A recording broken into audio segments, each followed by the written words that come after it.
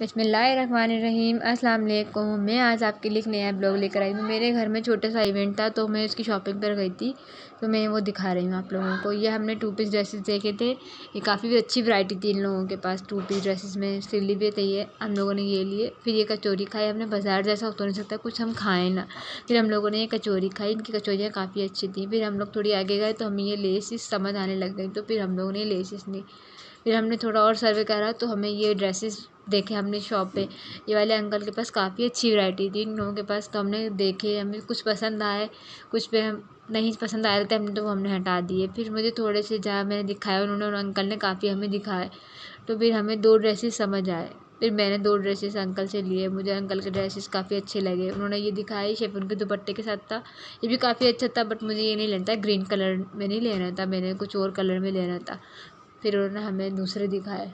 इनके पास काफ़ी अच्छी वैरायटी थी और काफ़ी महंगाई हो गई बाज़ार में, तो आप 3 ड्रेसेस का सोच के जाएँ और लेकर आप 2 ही आ पाते हैं। ये यूज़ का था, तवक्कल ब्रांड का था, ये 4,500 का था, मगर ये बहुत अच्छा ड्रेस था, बहुत प्यारा था। इनके पास वैरायटी वाकई बहुत अच्छी थी।